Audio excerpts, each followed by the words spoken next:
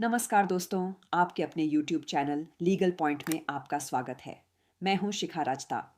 आज के इस वीडियो में हम इलाहाबाद हाई कोर्ट के एक बहुत ही महत्वपूर्ण और कड़ीडीडीए फैसले पर चर्चा करेंगे, जो SC/ST एक्ट के दुरुपयोग और अदालती प्रक्रिया के साथ खिलवाड़ डीएच करने वालों के लिए एक सबक है। दोस्तों, आगे बढ़ने से पहले आपसे गुजारिश है कि अगर आपने अभी तक हमारे चैनल को सब्सक्राइब नहीं किया है तो तुरंत सब्सक्राइब बटन दबाएं और बेल आइकॉन घंटी को ज़रूर प्रेस करें ताकि आपको हमारे लेटेस्ट लीगल अपडेट्स सबसे पहले मिलें। सबसे पहले जानते हैं इस केस का नाम और विवरण। केस का नाम रामेश्वर सिंह उर्फ रामेश्वर प्रताप सिंह और 1818, अन्य बनाम उत्तर प्रदेश राज्य और एक अन्य court Allahabad high court. Case number criminal appeal संख्या 9649 वर्ष 2024। माननीय न्यायाधीश जस्टिस शेखर कुमार यादव। फैसले की तारीख 6 नवंबर 2024 2025।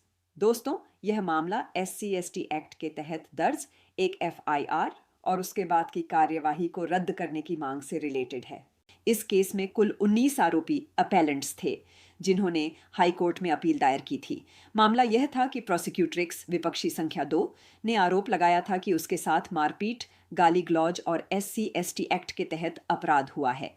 लेकिन हाई कोर्ट में सुनवाई के दौरान एक चौंकाने वाला टर्न आया। आरोपियों के वकील ने कहा कि प्रोसिक्यूट्रिक्स ने FIR दर्ज ही नहीं कराई थी, बल्कि उसका अंगूठा सादे कागज पर लिया गया था। जब कोर्ट ने प्रोसिक्यूट्रिक्स श्रीमती रामकली से पूछा तो उसने भी कोर्ट के सामने यह स्वीकार किया कि उसका अंगूठा एक सादे कागज ब्लैंक पेपर पर लिया गया था। हालांकि सरकारी वकील ने इसका कैडिडियाचा विरोध किया। उन्होंने कोर्ट को बताया कि यह FIR प्रोसिक्यूट्रिक्स की लिखित शिकायत पर ही दर्ज हुई थी। जांच के दौरान प्रोसिक्यूट्रिक्स और उसकी 2 बहुओं कविता और सविता के बयान धारा 161 और धारा 164 CPC के तहत दर्ज किए गए थे, जिसमें उन्होंने घटना का समर्थन किया था। सबसे महत्वपूर्ण बात यह सामने आई कि तीनों पीड़ितों ने राज्य सरकार से SC/ST एक्ट के तहत 1,50,000 रुपये प्रति व्यक्ति के हिसाब से कुल 4,50,000 रुपये का मुआवजा भी प्राप्त कर लिया था।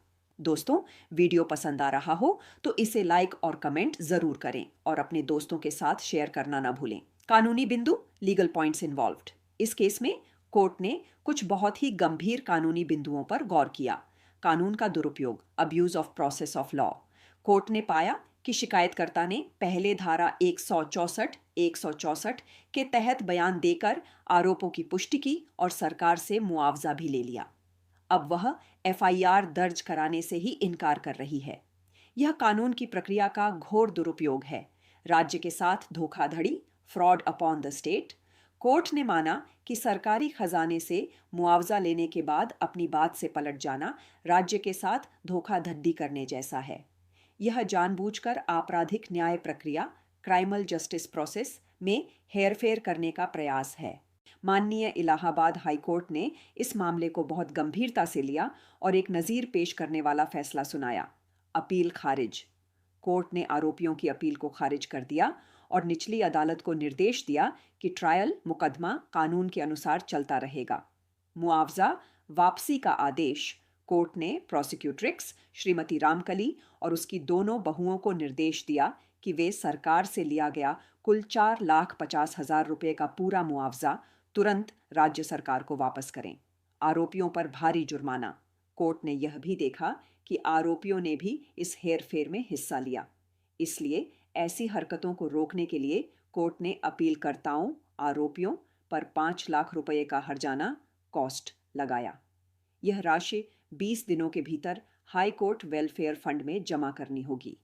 कोर्ट ने साफ कर दिया कि अगर पैसे जमा नहीं किए गए तो कानून के अनुसार वसूली की सख्त कार्यवाही की जाएगी।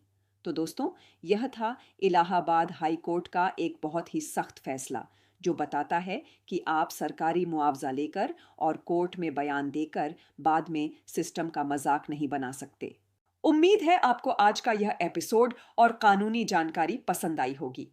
जाने से पहले एक बार फिर याद दिला दूं, प्लीज हमारे चैनल लीगल पॉइंट को सब्सक्राइब करें, वीडियो को लाइक करें और बेल आइकन दबाना न भूलें। मैं शिखा राजता मिलूंगी आपसे अगले वीडियो में एक नई कानूनी जानकारी के साथ। तब तक के लिए जय हिंद, जय भारत। एक